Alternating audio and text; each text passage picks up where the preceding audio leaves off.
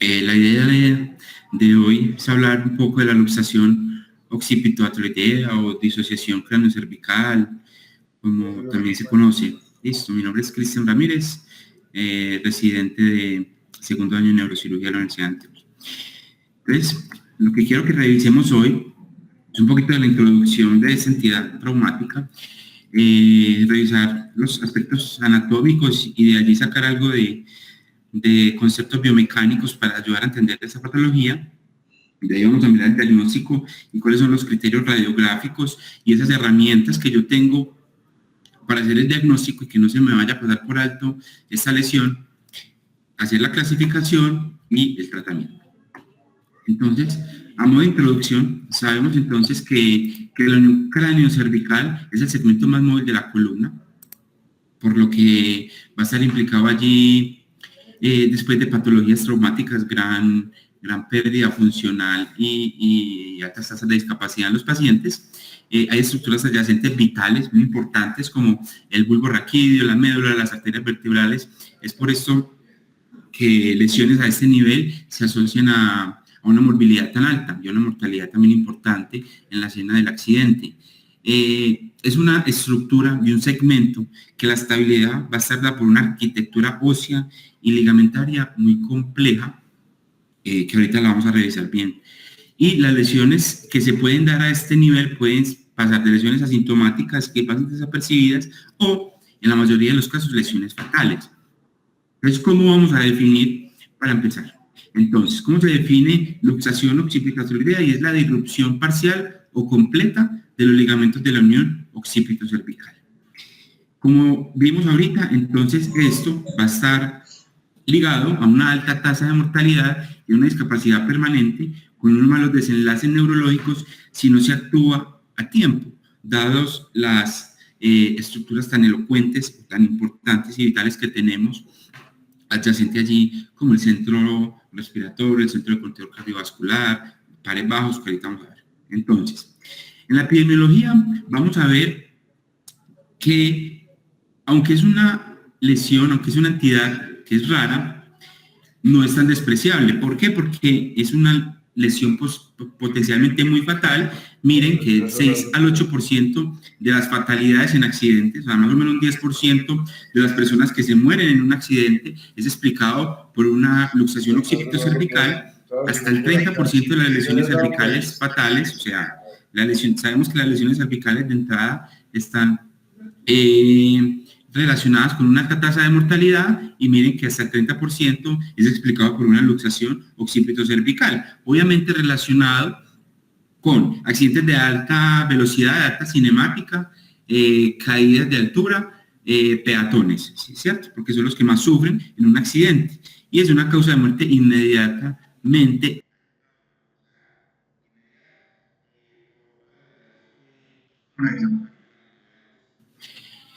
Algo muy importante a tener en cuenta, y es que es una patología que tiene una alta incidencia en niños, y eso es explicado fisiopatológicamente por 5 razones biomecánicas. Los niños tienen una cabeza proporcionalmente más grande a su cuerpo, ¿listo? La musculatura cervical de los niños está menos desarrollada que la de los adultos, entonces tienen menos estabilidad secundaria por los músculos cervicales. Los ligamentos son más elásticos y el hueso es más cartilaginoso, es por eso que los niños no se fracturan casi, pero sí se luxan más. Y aunado a eso, tiene una superficie articular C0C1 horizontal e inmadura, lo que va a favorecer obviamente la luxación y la disociación occipito-cervical. Entonces, los conceptos anatómicos que nos sirven para entender esa patología, empezamos con la estructura ósea, ¿cierto? Tenemos un hueso occipital, acá con el foramen magno, los cóndilos occipitales, izquierdo, derecho, ¿cierto? Donde van a ir las cargas articulares de los DC1, el clivus, acá con la parte, pues, anterior del foramen magno, acá la parte posterior del foramen magno. Acá en una vista oblicua tenemos entonces el foramen magno con los cóndilos occipitales, donde va a ir articulado entonces C1. Acá en una vista interior tenemos el clivus con el bastion o la parte anterior del foramen magnum, y acá el opisthmium, que es la parte posterior de ese foramen. ¿Listo?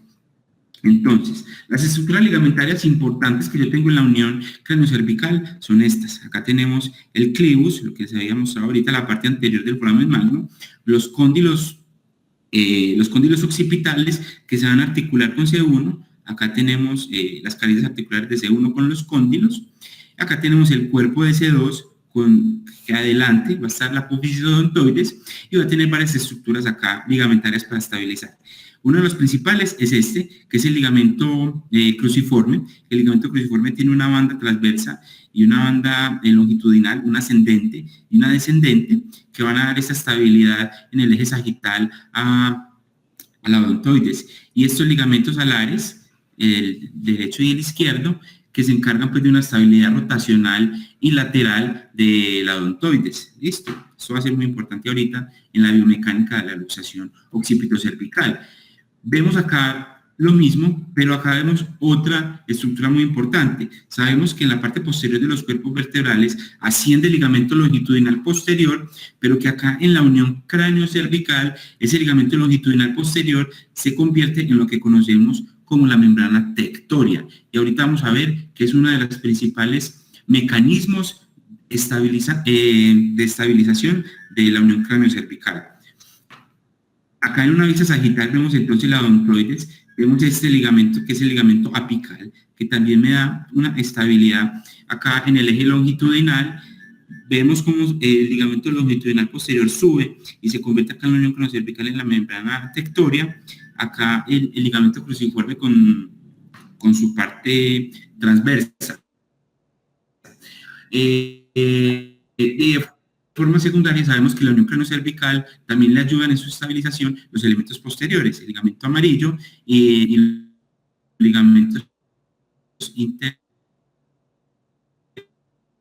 y supraespinosos.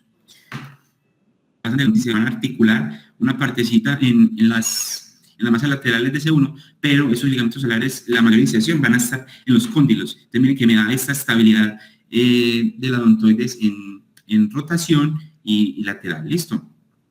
Obviamente acá la membrana tectoria cubriendo el ligamento cruciforme. Acá en un preparado anatómico vemos acá el cuerpo de C2, acá estaría adelante la odontoides y miren el ligamento apical, y tenemos acá el ligamento alar, el ligamento transverso, que es parte del cruciforme. Acá encima estaría la banda ascendente del cruciforme, la banda descendente, pero acá tenemos el transverso. Listo. En esta vista sagital vemos entonces el cuerpo de C2, vemos la odontoides, el arco de C1, y vemos algunos ligamentos que vimos ahorita. El ligamento apical, tenemos el ligamento cruciforme y la membrana tectoria, que miren que es una membrana gruesa, entonces, y que se inserta acá en el clivus y que abajo forma el ligamento longitudinal posterior.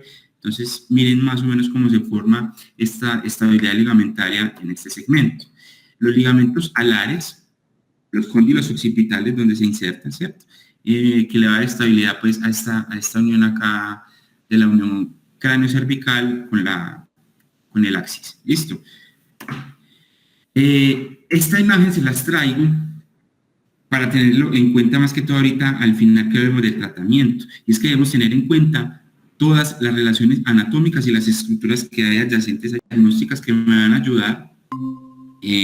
Tenemos acá la odontoides, vemos acá el ligamento apical, la membrana tectoria, algo del ligamento cruciforme, que según pues los hallazgos que yo vea en resonancia, como lo vamos a ver ahorita en el diagnóstico, yo voy a definir si el paciente tiene o no daño en esas estructuras ligamentarias. Listo. Acá tenemos la odontoides con sus respectivos ligamentos alares que van hacia los cóndilos y el ligamento transverso. Entonces, entendiendo la anatomía y algo de esos procesos biomecánicos de estabilidad de la unión cráneo-cervical, vamos a mirar eso, que es el mecanismo de lesión. Varios autores han dicho y han concordado en que el mecanismo primario de lesión para que se dé una disociación cráneo-cervical es una hiperextensión extrema. ¿Y por qué? Porque hay daño en la membrana tectoria y, como vemos ahorita, es el principal estabilizador en la unión craneocervical. Otros dicen que la hiperflexión también es un mecanismo de lesión secundario por lesión de los elementos y de los ligamentos posteriores, y la flexión lateral o el bending es una lesión de los ligamentos alares, que también es una estructura muy importante.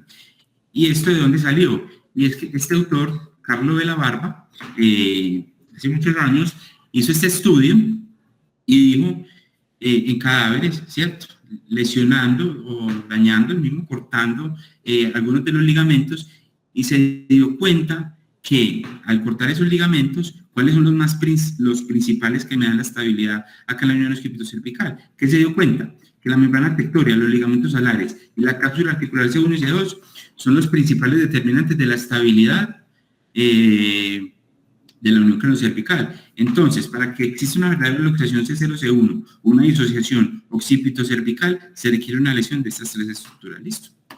Entonces, vamos a hablar del diagnóstico. Hay que considerar y sospechar el diagnóstico en accidentes de alta cinemática. Hay que tener alto índice de sospecha porque son lesiones que, si se pasan por alto, son fatales. Si inmediatamente en la escena del accidente son fatales, eso ha cambiado con los años. Si yo en el hospital dejo pasar esto por alto, al paciente le va mal. Hay hallazgos indirectos como hemorragia supracraneoidea en la unión craneocervical, me puede dar un indicio de que allí hubo un trauma. Pacientes con compromiso neurológico dado por alteración de pares craneales bajos, paresias, alteración respiratoria, y algo muy característico, que es la parálisis cruciata, que la parálisis cruciata es una pérdida de la fuerza, una hemiplegia. Obviamente hay mayor compromiso en miembros superiores que en miembros inferiores, y esto está explicado por qué, y esta gráfica me gustó mucho. Entonces miramos acá cómo tenemos la médula, acá tenemos la unión bulbomedular. Acuérdense que inmediatamente abajo en el tercio inferior del bulbo raquídeo está la decusación de las pirámides, la decusación piramidal.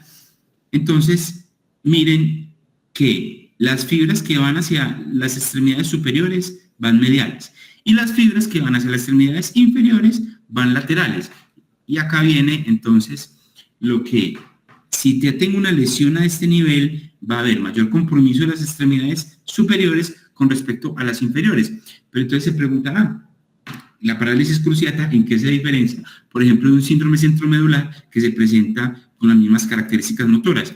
Y es que el síndrome centromedular está localizado ya acá a nivel de la médula, en el nivel subaxial. Entonces el síndrome centromedular solamente se va a caracterizar por compromiso motor mayormente en las extremidades superiores, mientras que la parálisis cruciata igualmente tiene mayor compromiso de extremidades superiores, pero al estar en esta localización de la unión bulbomedular va a tener alteraciones de pares bajos, miren que están acá adyacentes, y alteraciones en el patrón respiratorio por la lesión acá en la unión bulbomedular. Entonces ya sabemos cómo diferenciar un síndrome centromedular de una parálisis cruciata, que la parálisis cruciata es rara, pero cuando el paciente la tiene, casi siempre hay una disociación occipito-cervical.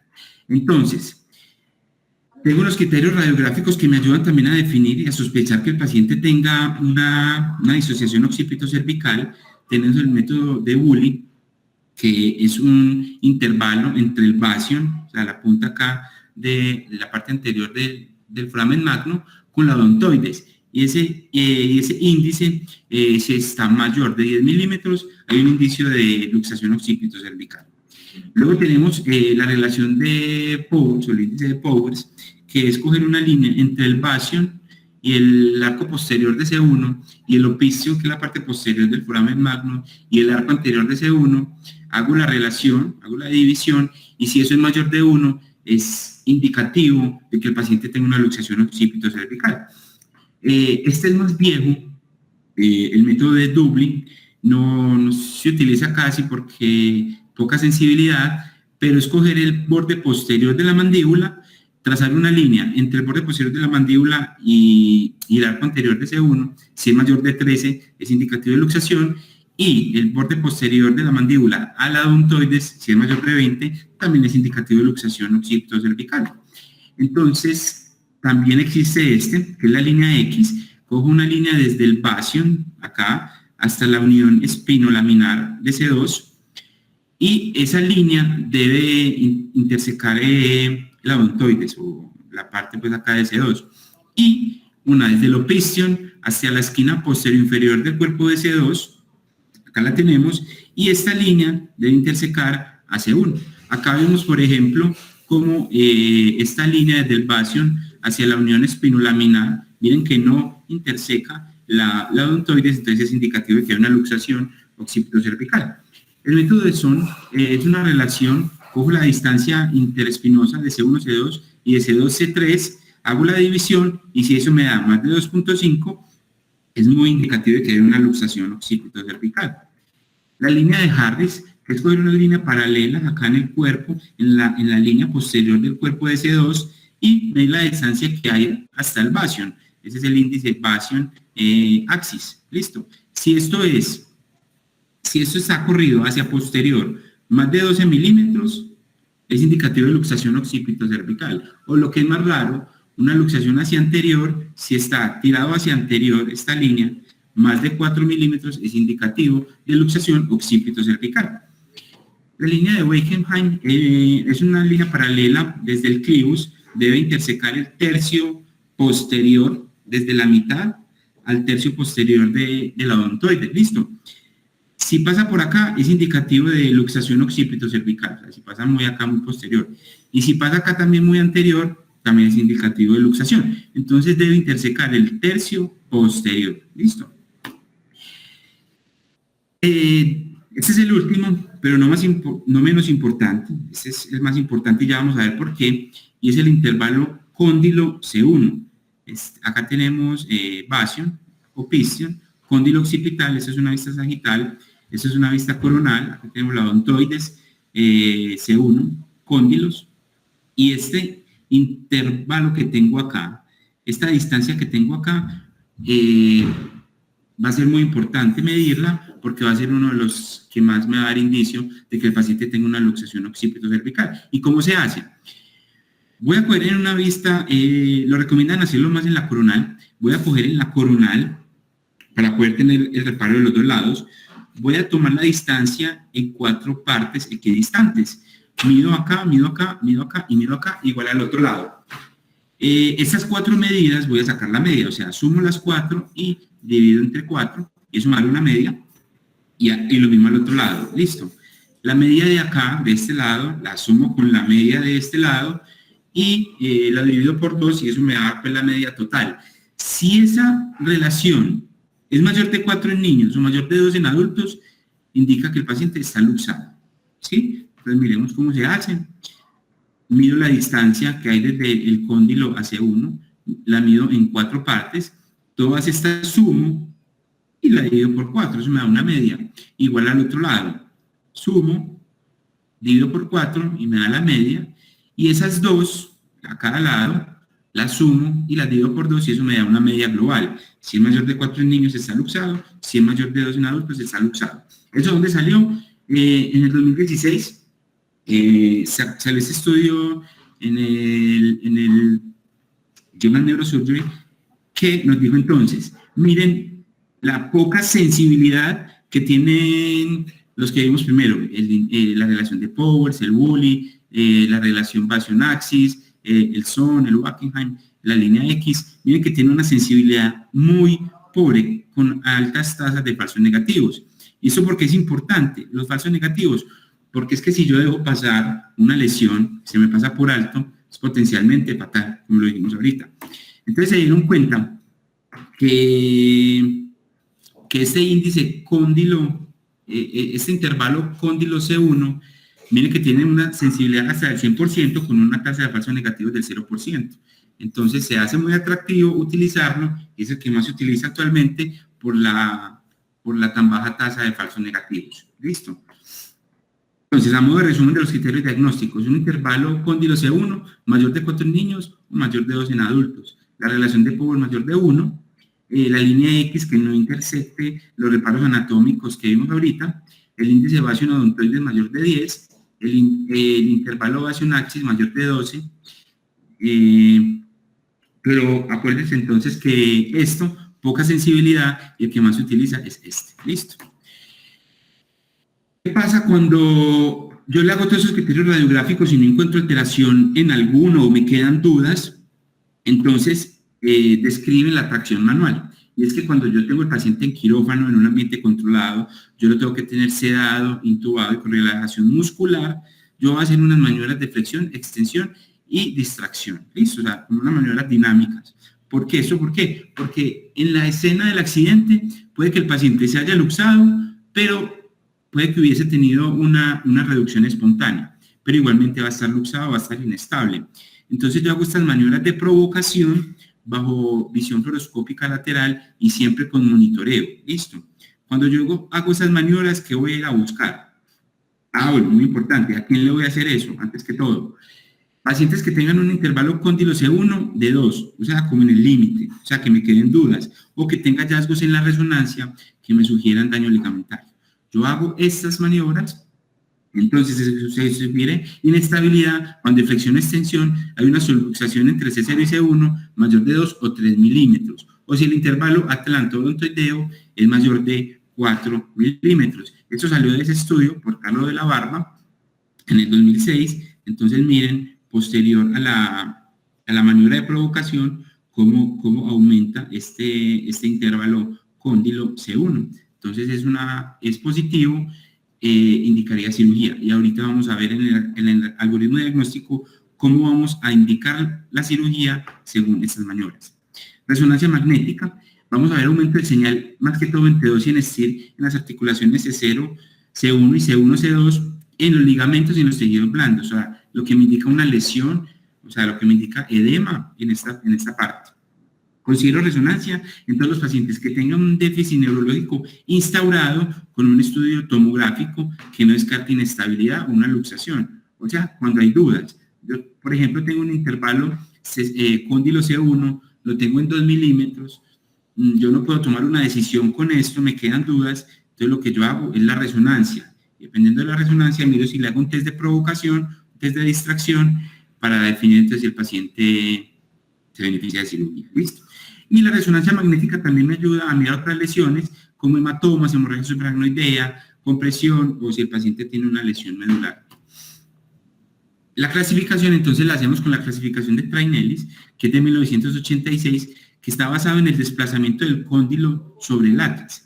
Si el cóndilo está hacia anterior es tipo 1, si hay una distracción en el eje vertical es tipo 2, o si hay un desplazamiento del cóndilo hacia posterior es tipo 3. Entonces miremos acá, por ejemplo, la tipo 1 es el cóndilo hacia anterior, la tipo 2 es el cóndilo girado en el eje vertical, distraído, y el tipo 3 es el cóndilo tirado hacia posterior. Entonces, ¿cómo va a ser el tratamiento de estos pacientes? Muy importante, tener un alto nivel de sospecha. No se nos puede pasar esta lesión porque, como dijimos, es potencialmente fatal. Hay que hacer un diagnóstico temprano, pronta intubación por todo el compromiso ventilatorio que tienen estos pacientes y una inmovilización temprana del cuello al ser una lesión tan inestable. Entonces, ¿cuál es el tratamiento? Todos los pacientes que tengan disociación occipito-cervical deben ir a cirugía. ¿Por qué? Porque estas lesiones ligamentarias rara vez remiten o se sanan espontáneamente. Esas lesiones ligamentarias, esa ruptura ligamentaria no sana espontáneamente, entonces hay que recuperar esa estabilidad con cirugía. ¿Listo? Entonces, antes se usaba la tracción cervical en los pacientes con luxación occipito-cervical, especialmente en lesiones tipo 1 y tipo 3, en la clasificación que vimos ahorita, que tenían compresión de elementos neurales, pero se vio que hay un riesgo de deterioro neurológico hasta del 10%. Entonces, por eso las guías actuales no recomiendan su uso, además que no traía tanto beneficio. Está indicada también la ortesis externa, ¿cierto? Pero solamente como una inmovilización de forma temporal. ¿Por qué? Porque se vieron que cuando el paciente se manejaba solamente con manejo conservador, solo con ortesis externa, hasta un casi 60% de los pacientes se deterioraban o obviamente no iban a mejorar de su inestabilidad sin cirugía, ¿cierto? Entonces los pacientes que eran manejados sin cirugía, solo con ortesis, hasta un 60% se deterioraban o quedaban inestables. Entonces miren que es altísimo la tasa de falla de la ortesis externa. ¿Cuándo se usa? Obviamente tiene sus indicaciones. Es que si yo le hago el diagnóstico al paciente y el paciente está inestable, yo sé que el paciente necesita cirugía, pero posiblemente el paciente está en un contexto de politrauma que requiere otras intervenciones que estén amenazando la vida inmediatamente, por ejemplo, un trauma de tórax, trauma de abdomen. Yo le puedo poner al paciente una ortesis externa mientras las otras especialidades solucionan lo suyo. El paciente ya está más estable, entonces nosotros lo llamamos a cirugía. Es muy importante hacer el planeamiento prequirúrgico e intraoperatorio. Algunos autores recomiendan usar lo que es la navegación para disminuir el riesgo de complicaciones, pero una de las cosas más importantes es preoperatoriamente tener una resonancia o imágenes vasculares para hacer el planeamiento, dado la instrumentación que tengo que hacer allí, más que todo S1, para evitar la lesión de la arteria vertebral. El tratamiento, el gol estándar, entonces va a ser la fusión posterior con fijación interna, una fijación occipito-cervical, una construcción adecuada que me garantiza altas tasas de fusión y de estabilidad, según todos los estudios que se han hecho en los últimos años, es hacer una construcción que me involucre el occipital C1 y C2. Eso me da, como dije, altas tasas de fusión y de estabilidad de los pacientes. Igualmente hay que individualizar cada caso, porque puede que en la resonancia magnética muestre un daño ligamentario importante que de pronto también de la experiencia del neurocirujano y su criterio, indique extender un poco la instrumentación hacia la columna subaxial.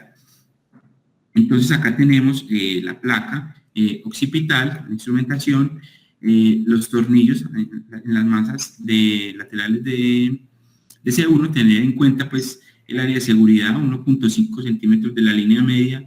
Hay que tener precaución con la arteria vertebral, ¿cierto? Tener en cuenta que también acá está el plexo venoso de C1, hay que tener paciencia en esta parte por el sangrado que pueda presentar el paciente, hacer una hemostasia adecuada.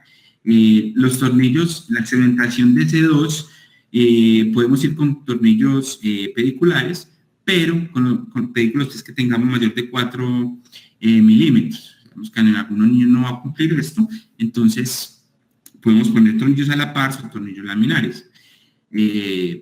Colocamos la barra, hacemos la decorticación para poder poner el injerto de hueso y que haga una artrodesis significativa. Este cuadrito nos resume muy bien cómo vamos a hacer ese enfoque de diagnóstico y tratamiento. Ese estudio de 2007, entonces, ¿qué nos dice? Si yo tengo unos hallazgos radiográficos normales, o sea, yo no tengo criterios de inestabilidad, la resonancia magnética no me evidencia tanto daño ligamentario, yo puedo ofrecerle al paciente una ortesis externa porque no tengo hallazgos de inestabilidad. En cambio, si yo tengo un criterio positivo, acuérdense que el más sensible es el intervalo cóndilo C1, y yo en la resonancia tengo hallazgos de que hay lesión en las estructuras ligamentarias, el paciente se beneficia de cirugía. ¿Listo? Bela Barba, en 2006, hizo con su estudio, cogió y miró ese intervalo cóndilo-occipital y miró, si el intervalo cóndilo-occipital está en 2, o está normal, entonces yo miro la resonancia, si la resonancia no hay mayores defectos ligamentarios, entonces yo puedo hacer una maniobra de distracción, ¿cierto? Acuérdense que cuando yo tengo dudas, o sea, con un intervalo cóndilo-occipital de 2 o algo que me haga sospechar en la resonancia, yo hago el test de provocación y si en ese test de tracción manual ese intervalo no aumenta mayor de 2, o sea, menor de 2, el paciente se beneficia de una ortesis externa. ¿Listo? O sea, tenemos un intervalo cóndilo-occipital de 2 y que con las maniobras de distracción no aumentó, entonces el paciente no tiene inestabilidad y puede que se beneficie solamente de una ortesis externa. En cambio, si yo tengo el intervalo cóndilo-occipital en 2, tengo evidencia en la resonancia de que yo tenga algún daño ligamentario, pero en 2 quedan dudas.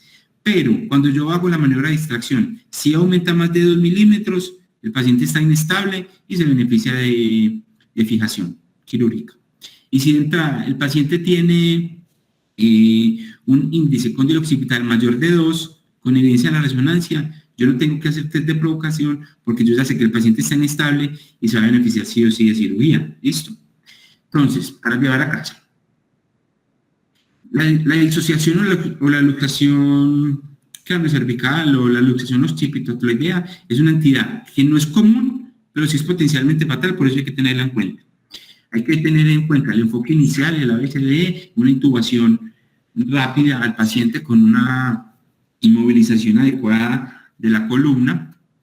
Hay que tener en cuenta los criterios radiográficos. Hay muchos, ¿cierto? Pero si tienen en cuenta el intervalo cóndilo C1, acuérdense que es el más sensible, saber cuándo hacemos resonancia, cuando nos quedan dudas, cuando ese intervalo está en 2, ¿cierto? O cuando yo sospecho otras lesiones, hacemos la resonancia. Cuando me quedan dudas con las imágenes, voy a hacer la tracción manual, ¿cierto? Acuérdense que es por un cirujano de columna experimentado, en un ambiente controlado de quirófano, y si eso es positivo, obviamente, pues para cirugía. La ortesis debe ser solamente temporal, entonces el paciente se estabiliza y yo lo puedo llevar a cirugía. Y la fijación interna, más la fusión, o sea, la fijación occipito-cervical, es el tratamiento ideal para estos pacientes que están inestables. Eso es lo que les tenía para decir. Muchísimas gracias. Comentarios. Cristian, muchas gracias. Julián, adelante. Buenos días para todos. Profe, no hay ortesis en Medellín, en Colombia. No hay cómo poner una alochaleco. He preguntado, he volteado, he hecho de todo porque lo necesitaba para un niño y no hay alochaleco. Hay que buscar cómo traerlo, importarlo, que ese sería pues la ortesis que se necesitaría en estos casos.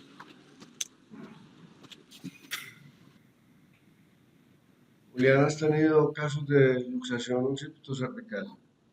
Tuvimos uno en Pablo, pero profe, que lo miramos occipito C2. Hicimos la maniobra en cirugía y sí aumentó el espacio. Y lo fijamos, solamente uno en este tiempito, en estos 8 años. Octavo, ¿estás conectado? ¿Cuántos casos has tenido, Octavo?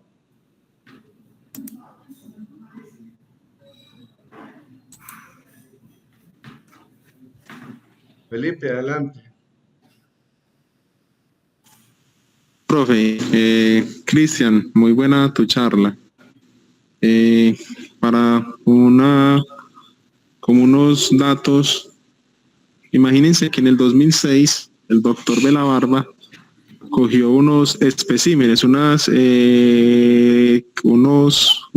especímenes pues, de pacientes, y él demostró que para que exista una verdadera disociación occipitocervical se tenían que dañar 3 estructuras. Y esas 3 estructuras eran 1, la membrana tectoria, 2, el ligamento alar y 3, la articulación C0, C1. Es decir, si a usted se le dañan 2 de esos 3, o sea, si usted en la resonancia ve que el ligamento alar está malo, no quiere decir que el paciente tenga disociación. Esos pacientes donde en la resonancia vemos que nos brilla en el STIR que tiene una lesión ligamentaria, son los pacientes que se deben llevar a la prueba de provocación en sala, a la prueba de tracción. Listo, ese estudio de Carlos Belabarba demostró que se tienen que dañar las 3 estructuras. El otro dato es que la tracción se hace sin peso, se hace con las manos del cirujano, porque para usted, cuando un paciente está verdaderamente disociado, en el 2017 Belabarba demostró que con tan solo 5 libras se genera la disociación. Entonces se tiene que hacer con una prueba freehand, es decir, el cirujano va traccionando suavemente la cabeza y él siente con el rayo, pues con el fluoroscopio, él siente y ve cuando se ve la disociación, que es cuando aumenta la distancia a más de 2 milímetros. Es decir, la prueba no se hace con peso. Y el tercer dato es en los niños. En los niños se puede fijar C0, C2 desde cualquier edad. No existe contraindicación porque toda la contraindicación que se genera con el fenómeno Kraft-Chant, con alteración de la caja torácica es en la columna dorsal. En la unión cráneo-cervical no existe problema. El niño más pequeño que yo he visto que se haya fijado es de 2 años y se fijó C0, C2 con tornillos. Listo, entonces esos eran los 3 datos que quería compartir. Cuándo se hace la prueba y que la prueba se hace con las manos. Gracias, Pipe. Lo que yo entiendo es que realmente los accidentes de tránsito, no sé si lo dijiste, Cristian, los accidentes de tránsito grave, esto es una de las principales causas de muerte, ¿o no, Cristian?